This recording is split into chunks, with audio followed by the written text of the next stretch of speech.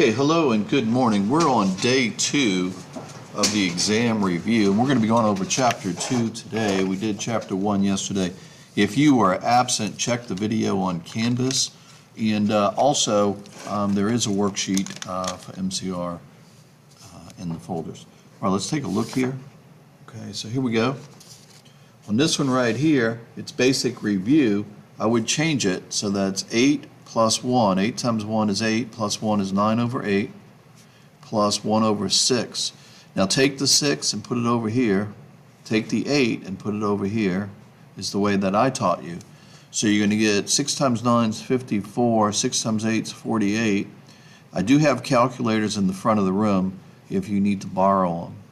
So now we have the same denominator, so you add up the numerators here.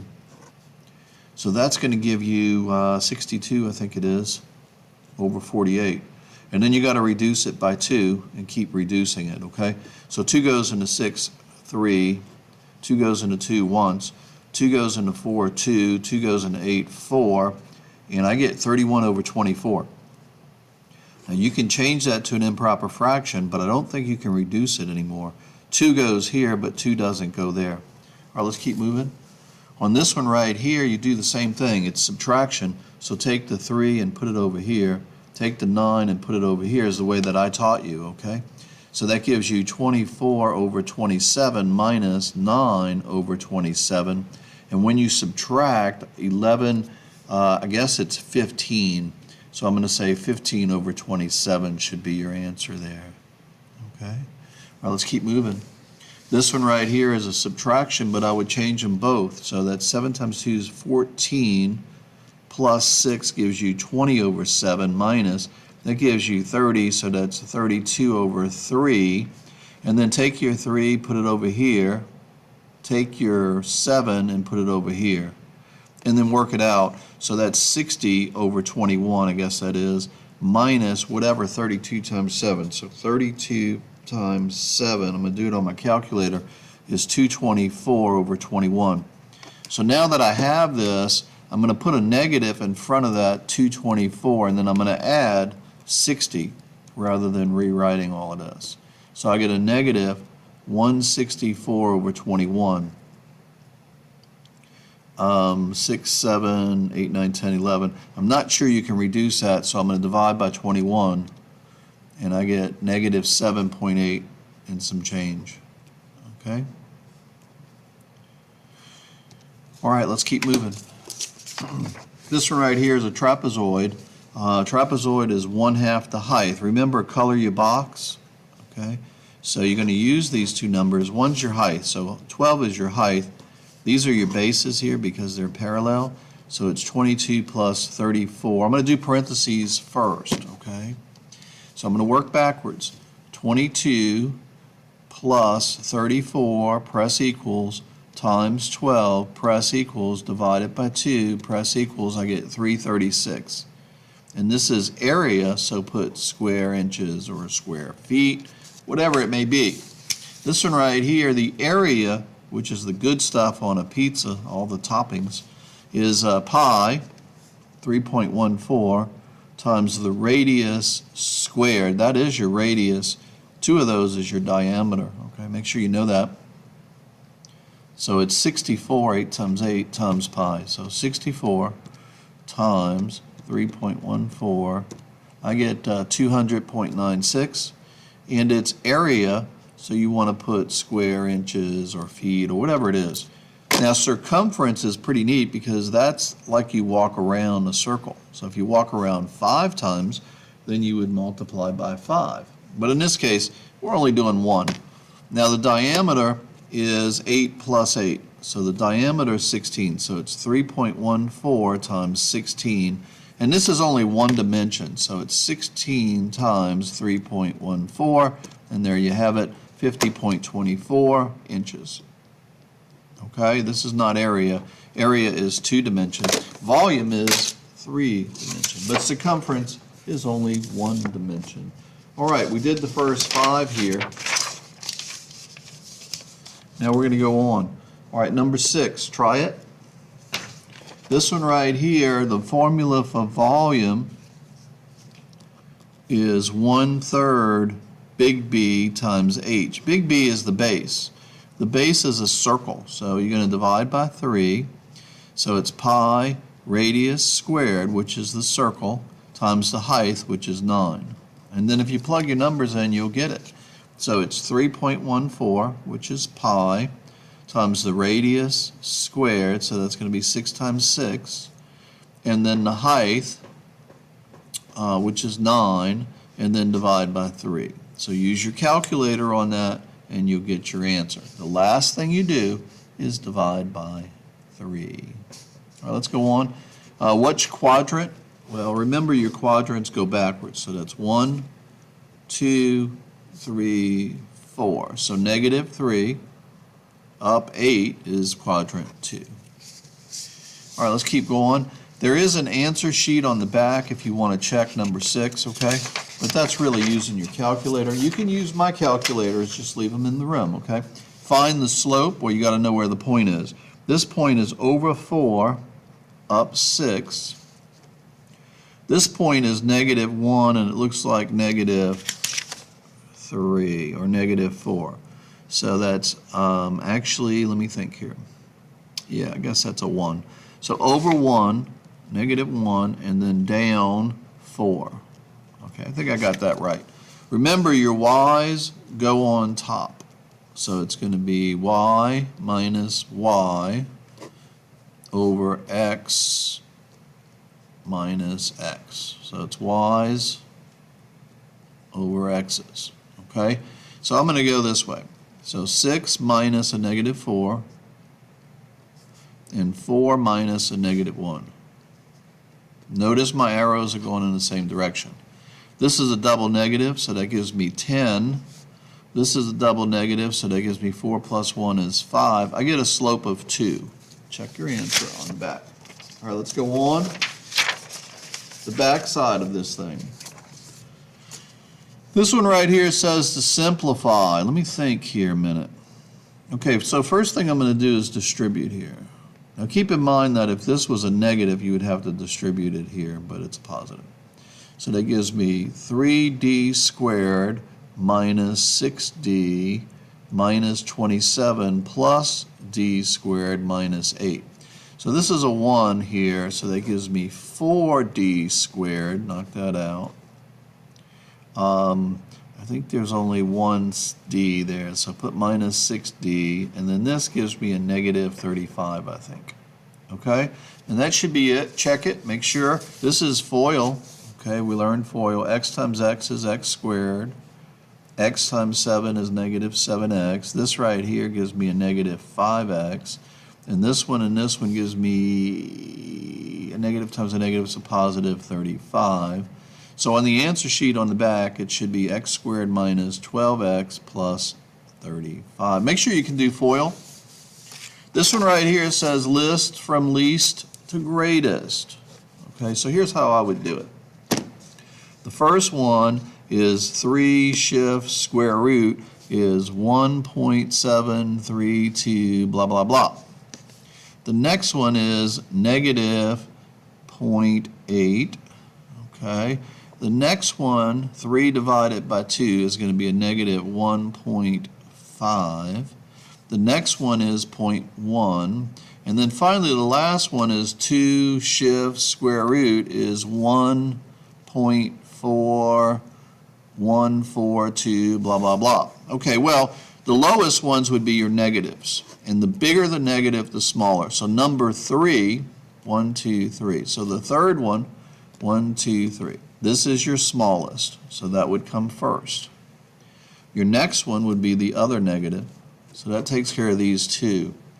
Now, which one's smaller? Well, this is 1, this one's 0, so 0 is smaller. So the fourth one would come next, so this would be number 3. And then 1.7 is bigger than 1.4, so this one would be number 4. And finally, the biggest one would be right here, number 5. And that's how I would do it. Make sure you understand that. This one right here, I'm not sure. I guess they want you to solve it. So draw your line, circle your x.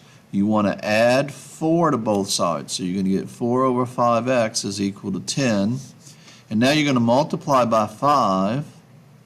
Okay, that gets rid of that. And then you're going to divide by 4. And whatever you get your answer. So 50 divided by 4. Use your calculator. Check your answer. Let's go on. Number 13. Let's take a look at this one. Negative times a negative. So that's a positive 7x minus 2. You got to distribute that. Is equal to 3x minus 30. Draw your line. You got variables on both sides, so you want to subtract 3x from both sides. So you're going to get 4x minus 2 is equal to a negative 30. Now what you want to do is add 2 to both sides, so you get 4x is equal to a negative 28. Divide by 4 and you get a negative 7. Check the answer. Okay, let's go on. Let's keep moving and get rid of that sheet. All right, so this one right here says, what equation do you get when you solve for y? Well, here's y, and here's y. So we got to get the y's together. So let me think about this. The first thing I would do is get rid of this h. So I would go ahead and multiply all of this by h. Okay? So you're going to get a, y, h minus w, k, h equals, and then here the h's cancel, so you get ky. Now, since you have a y here, I would move it to this other side and put it with this one. So I would subtract AYH. So minus AYH. I'm almost done, believe it or not. So I get a negative WKH is equal to KY minus AYH. I'm going to factor out the y. Okay, now you're learning how to factor what's in common, and that's all I'm doing. So I'm left with K minus AH is equal to this, and then I divide by all of this, and I'm done. It's really not that hard. It looks hard, but it's not, okay? So this one is your answer right there. Check it in back. Rework it if you have to. This one you want to solve for y. It's basically the same thing, okay? Now I'm not going to do that one. I would multiply by g to get rid of the g, and then get my y's together, and then factor out the y. This one might be the same way. So these three are the same. Let's go here. Solve for h. Here's h right here. So the first thing I would do is multiply by 2. So I'm going to get 2a is equal to, these 2's cancel, b1 plus b2 times h. And you're trying to get h by itself. So I would divide by b1 plus b2. This one's easier than some of these other ones. And there we go. That's my answer. This right here is an inequality. What you want to do is just add 1/2 to both sides. You got to find your least common denominator. So you're going to get, it's going to be 6. Put a 2 here, put a 2 here, put a 3 here, put a 3 here. So you get 2 over 6 plus 3 over 6 equals 5 over 6. But it's an inequality, so this is bigger. So Q has to be bigger than 5 over 6. Let's keep moving. This one right here, we're almost done. I think we had 20, so let's keep moving. Draw your line. I would clear my denominators. Okay, you got a 5, a 3, a 2, and a 4. The 2 and the 4 have a 2 in common, so I'd get rid of that one. I would multiply by a 5, 3, and 4. So 5, 3, 4, 5, 3, 4, 5, 3, 4, 5, 3, 4. Now watch what happens.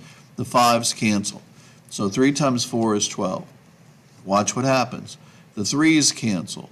So this gives you 5 times 4 is 20x. This one, the 2, goes into the 4. So 2 goes into 4 2 times. 5 times 3 is 15 times 2 is 30. So that gives me greater than 30x.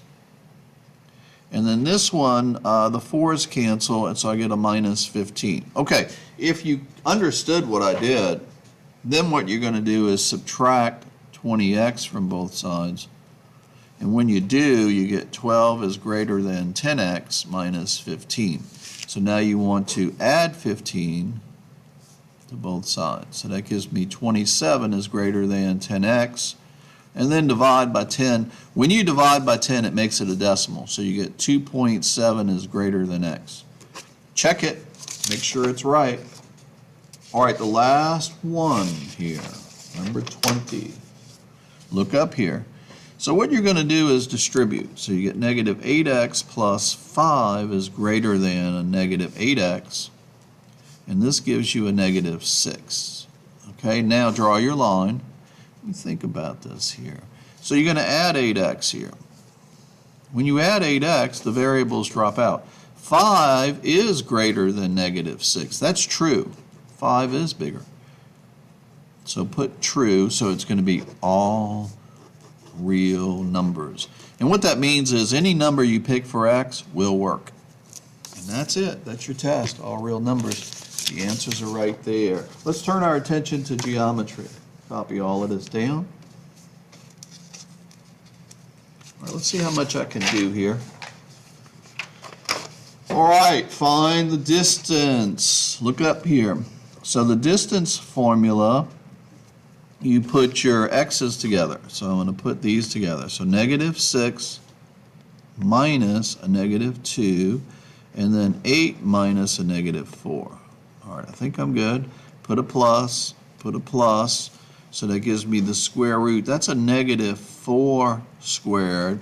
This gives me 12 squared. 4 times 4 is 16. A negative times a negative is a positive, plus 144. I'm going to have to use my calculator. Now, I have some up here you can borrow. Make sure you leave them in the room. You might want to wipe them down. Hit Shift, square root, and I get approximately 12.6. And that's how you do the distance. Let's go to midpoint. Midpoint, you add up your x's. Here are my x's. So that gives me this one plus this one gives me a negative 8 divided by 2. Now add up your y's. That gives me positive 4 divided by 2. So the midpoint would be a negative 4 and a positive 2. And that is the midpoint. Slope. Slope, you put the y's at the top. And I'd like you to do it like this. That way you can't mess up. Well, I guess you could, but the chances are less. So I'm going to do 8 minus a negative 4, so 8 minus a negative 4, and then negative 6 minus a negative 2. So let's see how you did on this. This right here becomes a plus, so that gives me 12. This becomes a plus, that gives me a negative 4. It looks like I get a negative 3 for my slope. All right, on a white sheet of paper, copy everything you see. Put away your bell work. All right, get some white paper up on the card if you need it. There's some white paper back by the pencil sharpener as well. All right, let's keep going. Find a line parallel and perpendicular. Look up here. Well, parallel has the same slope, so put same slope. And this one you got to flip change, okay? Memorize that. Well, here you got to get y by itself. So subtract 2x from both sides. So you get 4y, negative 2x plus 8, and then divide by 4. When you divide by 4, the only thing we want is the slope. Now reduce that to 1/2. So the slope is equal to negative 1/2, okay? So if you want parallel, you're going to use the same thing. Okay, so put y minus my y, which is 4, equals my slope, and then x minus my x, and that is parallel. That's the first one. Perpendicular is going to be everything the same except the slope. So here for perpendicular you got to flip it and change it. Well, it's a negative, so you're going to change it to a positive, and when you flip it, the 2 comes to the top. Here's perpendicular, here's parallel. Make sure you can do that. All right, let's go on. Now this is another partition. You had partitions. Look up here. Watch. So first you draw a graph. Now you really should have graph paper, but we're just going to do it by hand. So negative 2 up 1, 2, 3, 4, put a dot, put P. And then over 7, 1, 2, 3, 4, 5, 6, 7, down 2. put a Q. Now draw this segment in. Now remember, step 1 is to make a right triangle. So let's make a right triangle. Okay, that's step 1. Step 2 is to count the spaces. So 1, 2, 3, 4, 5, 6. So you got 2. Altogether you have 6. And this one I think we have 9. 7, 8, 9. It's the same points as yesterday, which is why I know. So you want 2/3. So you're going to take 2 over 3 times 6 over 1. Okay? So that gives you 12 over 3, because you multiply straight across. Okay? That gives you 4. So you just go down. 1, 2, 3, 4. Slide over. That's your answer right here. That answer is 2/3 of the way from P to Q. Now, if they want it from Q to P, you would have to go the other way. You'd have to go this way. You'd have to take 2/3 of 9 and get 18 over 3, which equals 6, and then you'd have to count this way. 1, 2, 3, 4, 5, 6. So 2/3 from Q to P would be right here. Make sure you understand that, okay, because they are going to give you partitions. Okay, copy this one down, day 2. Draw the diagram. Let's work it. They want the ratio of this over this. So we got to do the distance. Okay? So you got to do the distance formula twice. So the distance here, you're going to put on top of whatever the distance here is. So you're going to make a fraction. Okay? Okay, so I'm going to go backwards. So 25 minus 35 is my y's. I guess I'll put that here. So 25 minus 35, and then I'm going to do 9 minus 5. Okay, I'm going to work that out. And then here, you got to go from here to here. So you're going to go 10 minus 25, and then 15 minus 9. So what you got to do is the distance formula, and then you're going to write a fraction. Okay, I'm not going to go any further because you should be able to do the distance formula. So let's say I work all of that out and I get 10. Now, I don't know what it is. Let's say I work all of this out and I get 30.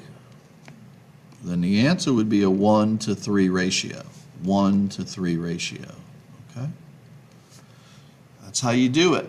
All right, again, I'm not going to sit here and work, but you understand the idea. You got to do the distance, and then they want the ratio. Ratio is a fraction. So this on top of this. And this is just makeup. All right, let's go on. Find the coordinates of a 3 to 2. This is the same thing from AC to CB. Okay, so let's see. 2/3. Well, we got to know which one is A and which one is B, and I don't know that I did that. Let's see. So we'll call this one A. We'll call this one B. Remember, step 1 is to make a right triangle. Okay? And then what you want to do is count. 1, 2, 3, 4, 5, 6 boxes. Now here is 1, 2, 3, 4, 5, 6, 7. 1, 2, 3, 4, 5, 6, 7. It's okay to count again. So we want to do 2/3 or 3 to 2. So you're going to take 3 over 2 times 6 over 1. That gives me 18 over 2, which gives me 9. Okay, well, let me think here a minute. Now, I don't see that that is going to give me 9 if I go down. Let me see, because it's going to fall outside this right triangle. I'm not sure about this ratio. All right, so we're going to put a question mark on that. Let's keep moving. This one right here says draw a perpendicular bisector. Okay, what's the first step? Let me show you how to do this. What you do is you set your compass here and you strike a mark bigger than a half. It's got to be bigger than a half. Then you set your compass here and you put a little mark from here to here. Then you put your compass here and you strike a mark here to here, and then you go straight down.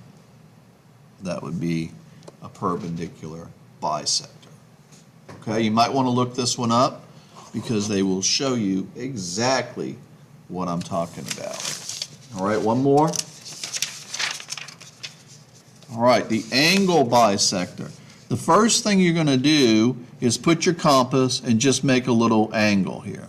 And then from this point, you're going to go ahead and draw another angle. And then from this point, you're going to draw another arc. And where these two arcs hit, give you your angle bisector. You need to know these, so look them up online. The angle bisector and perpendicular bisector. All right, also, I'm going to have to pause here from the video. We're going to be working on this, and those of you at home, I'm going to upload all of this, okay? There's more on the back, all right? Now, this is nice that they gave us this, but they didn't give us the answers. So I don't understand that. To me, you should be given the answers, okay? So we're just going to have to work through it as best we can. There it is, in case I missed that part. All right, so I'll see you guys in class. Have a good morning.